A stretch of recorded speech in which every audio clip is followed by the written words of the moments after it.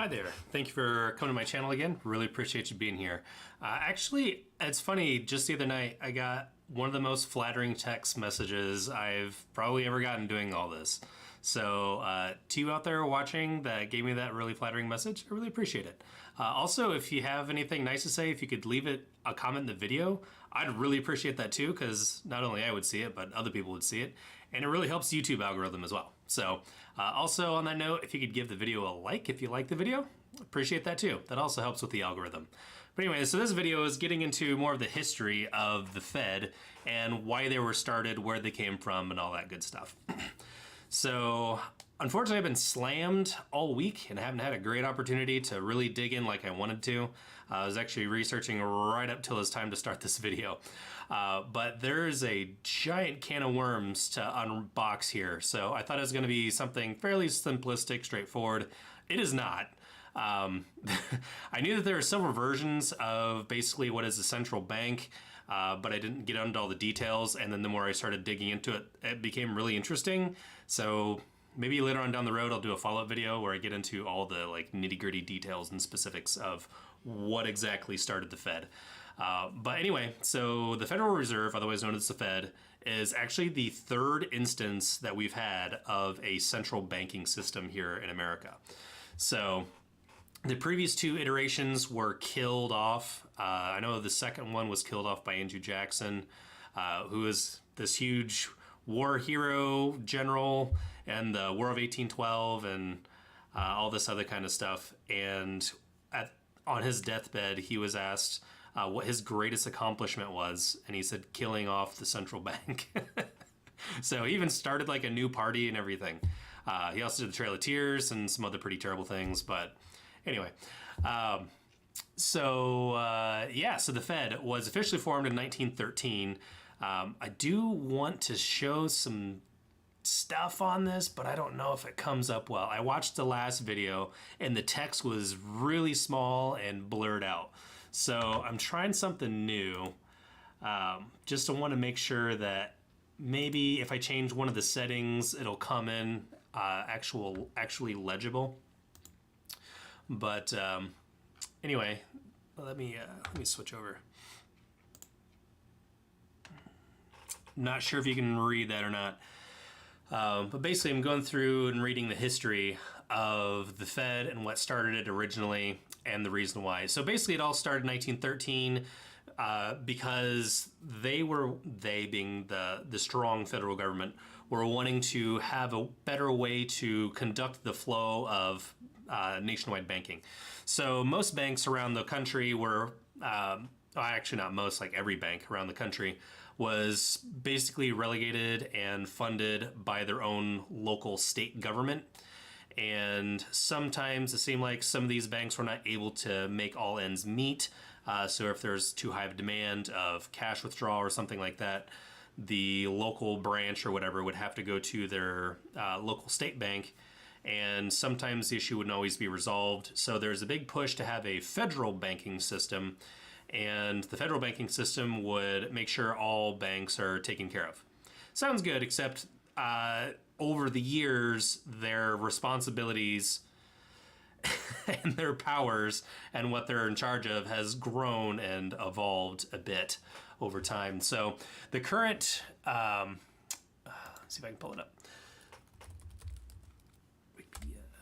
So the current goal of the Fed is they have a couple pillar tenants. And of those, one of the things is what I talked about in the last video, where they're supposed to be in charge of the interest rates, as well as the cash flow that is going into the system being the US economy. So as they make investments and they buy assets, typically mortgage-backed assets, then those assets, the money that they purchase with, that puts cash money into the system. So their objectives, I remember reading it somewhere the other day. Oh, here it is, the purpose. To address the problem of banking panics. Yeah, so in 1913, I guess there was a bigger problem with bank runs, even though the Great Depression was a massive bank run that had happened in the 1930s. So apparently they didn't do too great of a job during that one. But yeah, also supposed to be a central bank for the United States. Strikes as balance between private interests in banks and the centralized responsibility of governments to supervise and regulate banking institutions and to protect the credit rights of consumers. So, yeah, I don't know. Not sure how well they operate in this, but I do know that they're supposed to be in charge of making sure that banks meet certain regulation criteria. The Fed is basically a regulation system where they also have currency on hand to address any shortcomings any small private banks might have.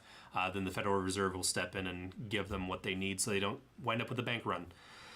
So that's what they're supposed to do ultimately, although I think in modern day times that doesn't really happen that much. I don't think that's too big of an issue, especially with a lot of like online banking, digital currency. We don't have as much physical cash currency for the everyday person as we used to, back in the early 1900s. Shoot, even in the early 2000s. So, but anyway, so this is a responsibility that they don't really have too much of. Now, so there was a big push for a large central bank all the way back in the days of Hamilton. Sorry, I just remembered, I'm supposed to be getting to the history of why they were formed. By the way, this is a lot to unpack. I don't know if I'm going to be able to get into all of it. So I'll try my best. It'll probably seem like I'm just rambling. But basically, there was a big push for strong federal government and a big push for a weak federal government with strong state government. The whole Titus Act that I'm pushing is heavily based upon the latter of those two ideologies. So ever since America was formed originally, there's been a big debate between strong state governments, weak federal government, or strong federal government and weak state government. We're currently operating under a strong federal government, weak state government, and we have been since about the 1880s. So since the Civil War ended. Hence the assassin that killed Lincoln shouted "Sic semper tyrannis," which is down with the tyrant. And that's the same thing that Brutus shouted just after Julius Caesar was murdered by Brutus. So anyway, that's a whole other thing. But so during this whole debate, Hamilton was pushing for a strong federal government, and he pushed the idea of a central bank. Central bank was formed, later killed off. Another central bank was reformed later on down the road, and then proponents for strong state government, weak federal government, like Andrew Jackson, what was the other one? One of the other bigwigs of the time. They also were against it, and they killed it off a second time. So this newest rendition, instead of being a central bank, it is called the Federal Reserve, which is technically different, but pretty much the same thing. So the Federal Reserve has a lot more power than the central bank would have or had, but also instead of the central bank being basically overseen by they're being overseen by just like a chairman of the board, certain individuals like that. Whereas the current Fed is overseen partly by Congress, partly by the Senate. The President of the United States is the one that's supposed to be announcing or appointing the chair. So it has more government interaction. However, the Fed is not a federal entity. It is not part of the government. It is its own private, unique, or its own individual entity. They don't report to Congress. They don't report to the POTUS. They don't report to the SCOTUS, any branch of the government. They operate independently. They just, every now and again, have to be called before these other members. So none of their budgeting or funding comes from Congress. It's basically a free-for-all. They do essentially what they want. In fact, I remember there was a time when Congress called to have the Fed audited, and the Fed said no. And the IRS was like, "No, I'm sorry, didn't mean to bring it up." And that was kind of the end of that. So that's interesting.